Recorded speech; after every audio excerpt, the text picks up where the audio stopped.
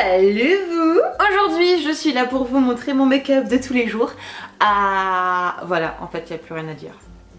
Bon bah au revoir. C'est une question mais qui m'a été demandée depuis je sais pas combien d'années. Enfin je sais pas, c'est vrai que j'ai jamais fait cette vidéo. Parce que je sais pas, parce que mon make-up à l'époque aussi était tout le temps différent. Parce que je travaillais dans la cosmétique, donc il fallait sans arrêt que mon maquillage soit différent. Donc en fait j'étais un petit peu la schizo de la cosmète, tu vois. J'avais jamais the same thing in the face, donc voilà. Mais depuis quelques mois maintenant j'ai pris une routine cosmète. Et voilà, donc je vais vous faire mon make-up de tous les jours. Concrètement parlant, si vous cherchez le rêve, vous n'en aurez pas. Hein. C'est le routinier, le banal, le plus suffisant possible, le minimum syndical. Voilà, let's go! On commence avec une crème hydratante. Donc en ce moment, ma crème hydratante, c'est celle de chez L'Occitane. C'est la crème confort légère. Voilà, à base de karité, elle est très bien. Bon, ce qui est un peu moins pratique, c'est qu'elle est dans un pot un peu hyper lourd. Mais bon, voilà, c'est une crème hydratante, toujours le faire de toute façon. Une crème hydratante, c'est la base du teint. Si vous n'en mettez pas, si vous mettez une crème qui n'est pas adaptée à votre peau, le teint est foutu. Ensuite, alors le fond de teint, hein, évidemment. Donc j'ai acheté celui de chez Too Faced, le Born This Way, hommage à Lady Gaga.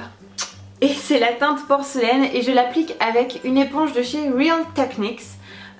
Technique, je sais pas s'il y a un S à la fin.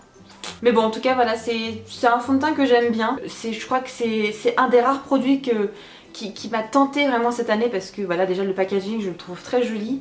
Et je voyais les américaines qui le testaient et il avait l'air, mais wow! Donc il est pas mal, mais moi par contre je ne l'utilise pas au pinceau parce qu'il est trop épais. Donc je préfère humidifier une bonne éponge et l'utiliser avec ça. Ça fait un teint beaucoup plus naturel en fait, croyez-moi. Donc un bon point. Je peux vous en faire une revue, mais ça sert à rien, vous êtes en train de me voir me maquiller avec. Ensuite, ce n'est pas une étape obligatoire parce que c'est vrai que quand même ce fond de teint est plutôt correct, mais j'utilise le full cover de chez Makeup Forever pour cacher un peu mes cernes. Alors il n'est pas du tout fait pour, hein. À chaque fois que je vais dans un Sephora et que je demande ce produit en teinte numéro 3, à chaque fois on me dit « Ah mais c'est pas fait pour les cernes, c'est un correcteur de taches !» Je dis oui, mais mes cernes sont de grosses taches.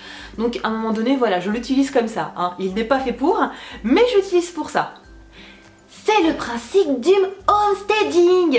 En gros, je suis Sophie Vergiani de la cosmète. Pour que tout ça tienne toute la journée, donc j'utilise une poudre matifiante et une poudre en fait compacte hein, de chez Catrice. C'est à cause de Pastel que je l'utilise parce que voilà, je l'ai vu dans ses vidéos plusieurs fois et ça m'a tenté. Elle est en vente à Auchan, à Carrefour, un peu partout maintenant parce qu'ils ont fait des très beaux rayons. Donc voilà, je crois qu'elle coûte même pas 3 €. Vraiment. Et elle est top, elle est vraiment très bien. Donc je l'utilise autant pour mon teint avec un gros pinceau que après pour mes cernes un petit peu pour que mon anti-cerne ne bouge pas dans la journée. Donc voilà, et c'est très naturel, la poudre est très fine, donc top. Je ne le fais pas tout le temps parce que je me rends compte que c'est plutôt mieux de le travailler le soir plutôt que la journée. J'ai pas tellement envie, mais maintenant j'en mets beaucoup moins en tout cas, ça c'est sûr. Je mets donc ma poudre bronzante de chez Dior qui est un cadeau qui date de 2 ans, que je n'ai toujours pas terminé, enfin ça ne bouge pas, c'est bizarre. Voilà, elle est un tout petit peu pailletée, donc voilà, elle est très bien, elle est très jolie. J'en mets beaucoup moins qu'avant parce qu'avant je le travaillais, enfin laisse tomber, c'était en forme de gros pâté. Maintenant je fais attention quand même, je veux un effet beaucoup plus naturel. Et surtout qu'on arrive en hiver donc ça sert à rien d'en mettre trop. Donc voilà, je la travaille rapidement sur le contour du 3 et voilà, basta, pas plus que ça. Pour terminer le teint, je mets mon blush de chez Tarte Cosmetics que j'ai acheté à New York. C'est une teinte extrêmement naturelle puisqu'elle s'appelle d'ailleurs Celebrated, donc c'est pour célébrer le renouveau. Non je rigole, je ne ferai plus. Promis, je ne fêterai pas le renouveau. Ah non, pas du tout. Mais voilà, il est très bien, il est très joli et il est très naturel. C'est une couleur que je n'avais pas. Donc voilà, côté un peu rosé avec une petite couleur peach. Mais voilà, très naturel. Que serait ma vie sans la Natural Eyes de Too Faced? Je vous le demande. J'aime tellement cette palette. C'est-à-dire que j'ai toutes les palettes du monde hein, en haut. Faut pas croire, hein. J'ai toutes les Naked, j'ai toutes les Sleek, j'ai tout ce que tu veux, mais au final j'en utilise aucune parce que celle-là a carrément surplombé tout le monde.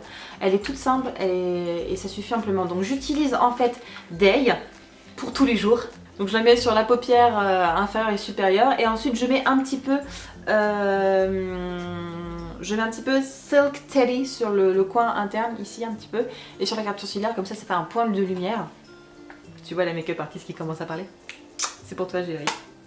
Et pour terminer, évidemment, je mets Too Faced Better Than Sex, qui est topissime. Je pense qu'il n'y a pas possibilité de faire mieux que ça. Si vous voulez, je peux vous mettre ma vidéo de la battle entre mon ancien mascara et celui-ci. Voilà, le Yves Rocher est toujours très bien.